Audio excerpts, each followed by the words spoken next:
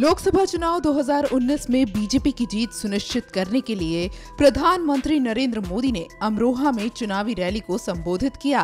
उन्होंने विपक्ष पर आतंकवाद और राष्ट्रीय सुरक्षा के मुद्दे पर ढुलमुल रवैया बरतने का आरोप लगाया। पीएम मोदी ने यहां एयर स्ट्राइक पर सवाल उठाने पर एक साथ कांग्रेस ही नहीं बल्कि एसपी और बीएसपी पर भी करारा हमला बोला। भाइयों बहनों, आपने मुझे 5 साल बराबर देखा। विरोधियों ने मुझ पर आरोप लगाए, वो भी सुने हैं। आप मैं से पूछना चाहता हूं, पिछले 5 साल से जिस रणनीति को लेकर के ये चौकीदार चल रहा है, क्या आपको वो पसंद है? क्या आपको पसंद है? क्या आपको मंजूर है? क्या आप मुझे बताइए, आतंकी हमले के बाद मुझे चुप हो जाना चाहिए था या उन पर प्रहार करना चाहिए था? मैंने सही किया, ऐसे ही करना चाहिए।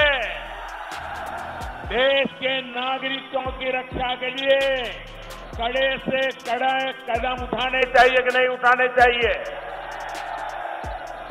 आतंक के सरपरस्तों से बात होनी चाहिए या उन्हें जेल भेजा जाना चाहिए?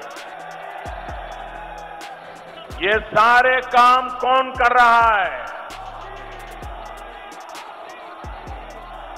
कौन कर रहा है? आतंकियों को घुस करके किसने मारा? लेकिन आतंकियों को उन्हीं की भाषा में जवाब देना हमारे देश में ही कुछ लोगों को परेशान करता है। उनकी रात की नींद उड़ जाती है। जब भारत डंके की चोट पर दुश्मन को मारता है, तब कुछ लोगों को हिंदुस्तान में रोना आता है। जब पाकिस्तान पूरी दुनिया के सामने बेनकाब हो रहा है, तो ये पाकिस्तान के पक्ष की बातें कर रहे हैं। वो वहां पर हीरो बनने की स्पर्धा कर रहे हैं। भाइयों और बहनों, कांग्रेस हो, समाजवादी पार्टी हो, बहुजन समाज पार्टी हो, आतंकवाद पर इसी नर्म रवैये की वजह से कुछ लोगों के हौसले बुलंद हुए। इन दलों ने सिर्फ आतंक को ही मदद नहीं दी है, इन्होंने आपके जीवन, आपके अस्तित्व को भी संकट में डालने का काम किया। पीएम मोदी ने यहां अखिलेश और मायावती पर वोट बैंक की राजनीति करने का भी आरोप लगाया और कहा कि मोदी आतंक को वोट बैंक से नहीं तौलता, तभी आतंक के सभी मददगार आज जेलों में बंद पड़े हैं।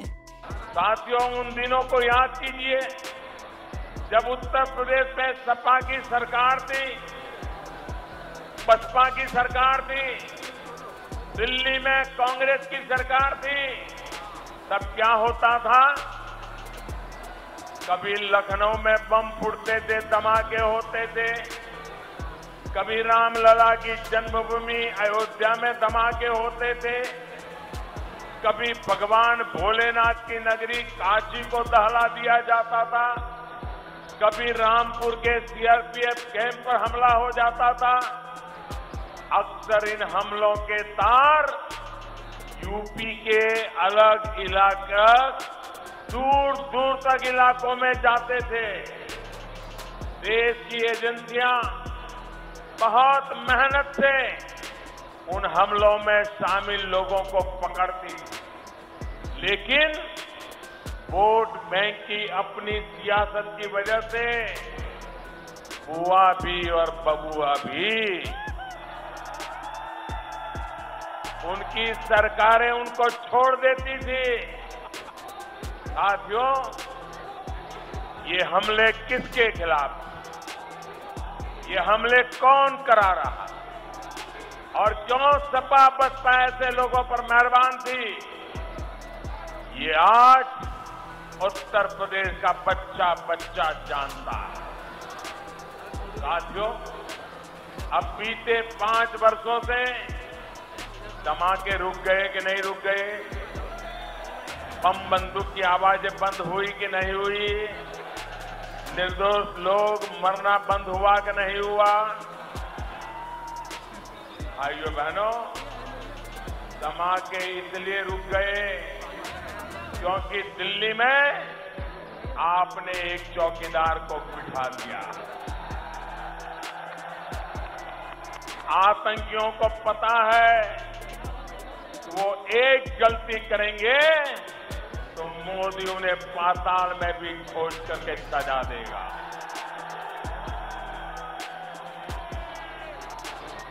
मोदी आतंक को वोट बैंक से नहीं तोलता, तभी आतंक के मददगार आज जेलों में बंद पड़े हैं। मोदी ने बाबा साहेब अंबेडकर का जिक्र करते हुए कहा कि सिर्फ एक परिवार की पहचान बनाने के लिए बाबा कांग्रेस के योगदान को भुलाने की कोशिश की गई। मोदी यहां पर कांग्रेस पर हमलावर दिखे। सिर्फ एक परिवार की पहचान बनाने के लिए, सिर्फ एक परिवार के कुछ लोगों की प्रशंसा के लिए, एक परिवार के स्वार्थ की सिद्धि के लिए कांग्रेस ने बाबा साहब आंबेडकर का भी अपमान किया। कांग्रेस ने उन्हें चुनाव में हराने के लिए एड़ी चोटी का जोर लगाया। देश के प्रति बाबा साहब आंबेडकर के योगदान को भुलाने की साजिश रची थी, क्योंकि बाबा साहब ने उस परिवार को चुनौती दी थी।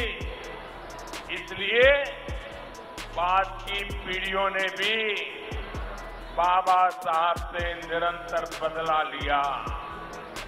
वो तो आज वोट बैंक की मजबूरी है जो कांग्रेस बाबा साहब का नाम लेना शुरू किया है, वरना वही कांग्रेस है जिसने दशकों तक उनकी फोटो तक संसद में लगने नहीं दी। ऐसी कांग्रेस को माफ कर सकते हैं क्या? ये उनके सारे साथियों को माफ कर सकते हैं क्या? उनके झूठे वादों को मान सकते हैं क्या? पीएम मोदी ने यूपी की पिछली सरकार पर हमला बोलते हुए यूपी की कानून व्यवस्था की स्थिति को तो बेकार बताया ही, साथ ही नेताओं की गाड़ी से लाल बत्ती हटाने का जिक्र करते हुए राजशाही खत्म करने की भी बात कही। भाइयों और बहनों, वोट बैंक की पॉलिटिक्स ने देश का बहुत नुकसान किया।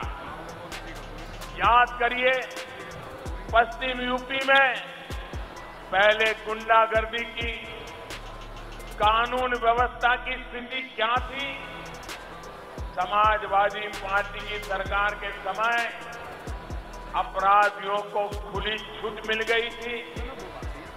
ये अमरोहा, ये शामली, पूरा पश्चिमी उत्तर प्रदेश, ऐसा कोई दिन नहीं होता था जब बहन बेटियों के साथ अत्याचार न हो, व्यापारियों के साथ लूटपाट न की हो, क्या वारदातें नहीं होती थी। कितनी ही बेटियों ने इस वजह से स्कूल तक जाना छोड़ दिया। अब आज भाजपा सरकार में इस पर नियंत्रण लगा। हमारी बेटियों को परेशान करने वालों को, हमारे व्यापारियों को परेशान करने वालों को दो टूक संदेश दे दिया गया है कि सुधर जाओ, नहीं तो जेल का रास्ता आपका इंतजार कर रहा है। आपके सहयोग से एक और काम मैं कर पाया। आपके इस चौकीदार ने लाल बत्ती उतरवाई, पता है ना, लाल बत्ती उतरवाई और गरीब के घर में बत्ती जलाई है।